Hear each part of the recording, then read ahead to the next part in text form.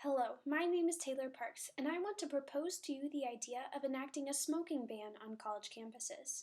Unfortunately, in our society today, smoking is a very prominent habit. CNN Health told on September 1st of 2011 that in a survey of roughly 30,000 students on 39 different college campuses, 4.4% said they had smoked every day in the past 30 days. Now, 4% may not seem like a substantial amount, but consider that there's thousands of students harming themselves from the effects of tobacco, as well as harming the students around them. The allowance of smoking on college campuses is harmful to smokers. It is also harmful to non-smokers. Our previous policy of having designated smoking areas on campus was not effective.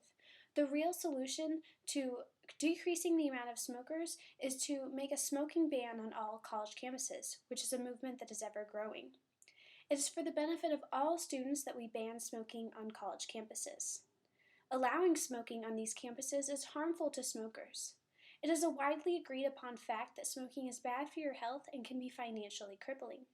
The Daily Pennsylvanian told on November 29th of 2011 that tobacco kills nearly 50% of its users from heart disease and cancer. It can also damage memory and brain functioning, increases stress, wastes money, and causes psychological harm and hygiene problems. None of these problems are conducive to a college atmosphere.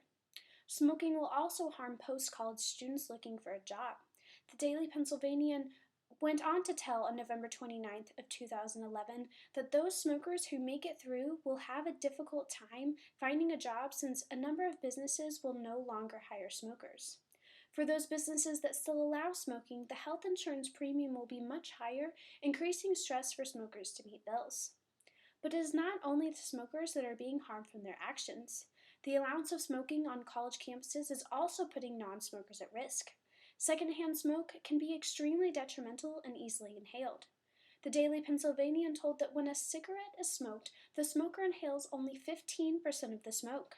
The rest lingers in the air for others to inhale and can cause immediate respiratory damage.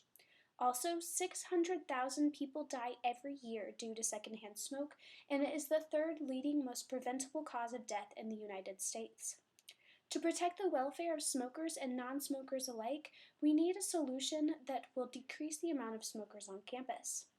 The previous solution put in place on many campuses of having designated smoking areas was not effective.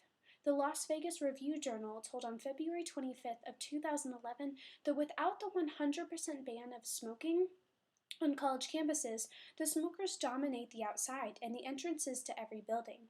It makes for an undesirable place and separates the smokers from the non-smokers. This separation can cause many problems. The Pacific Lutheran University told on November 21st of 2011 that tension was caused with the old policies between the smokers and the non-smokers, because the non-smokers felt they had the right to not have to inhale secondhand smoke from the tobacco of the smokers, which is completely true. It was also a frustration for the janitorial crew who would constantly have to clean up the littering of cigarette butts that covered many campuses and universities. But the least effective aspect of the previous policy of having designated smoking areas was that more students will smoke if there are those designated areas. The Institute of Medicine of the National Academics told in 2009 that schools with designated smoking areas have a higher prevalence of smoking. It is a time for a change from the old policy into one that will make smoking less prominent. Banning smoking on college campuses will decrease the amount of smokers. The first enactment of a smoking ban was actually here in Springfield, Missouri at Ozark Technical Community College in 2003. According to CNN Health on September 1st of 2011, the policy was started by former Vice President of Student Affairs Ty Patterson. Patterson had actually quit smoking just 2 years before he put this ban on OTC himself. At that time in 2003, he searched for an institution that had already accomplished the smoking ban that he set out to put onto his campus and found that there were none. So he made a bold move and became the first school to have a 100% smoking ban on his campus, and it was very effective. Patterson later became director of the National Center for Tobacco Policy and has helped over 500 schools, hospitals, and businesses develop a smoke-free policy on their campus. Statistics have shown that banning smoking on college campuses can really decrease the amount of students who smoke. The Institute of Medicine of the National Academics told in 2009 that in a 2001 study, it showed that there were a lot fewer students who started smoking on colleges where the campus had a smoke-free policy. One great example of a state that was helped because of a smoke-free ban was Kentucky. CNN Health told on September 1st of 2011 that in 2009, Kentucky had the highest smoking rate of 25.6% of its residents being smokers. But then the University of Kentucky, one of their largest universities, enacted a smoking ban.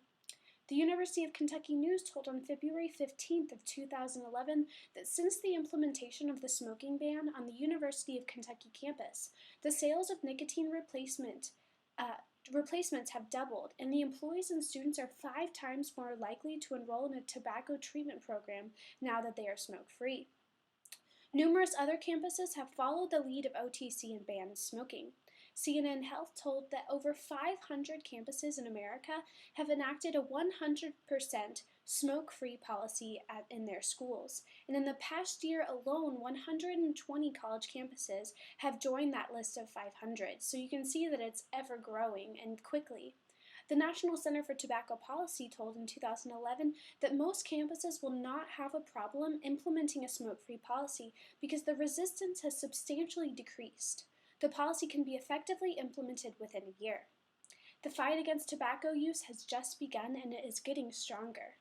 I truly believe that the movement to decreasing the amount of smokers will be greatly aided with the banning of smoking on college campuses. Smoking is harmful to the smokers on college campuses as well as the non-smokers. The previous designated smoking area policy was ineffective, and the movement to ban smoking on college campuses is a great way to decrease smokers, and it is ever growing. I am proud to live in the town where the smoking ban first began, and I am confident that this ban will hold strong and prevent students from harming themselves with the terrible effects of tobacco. Thank you for your time.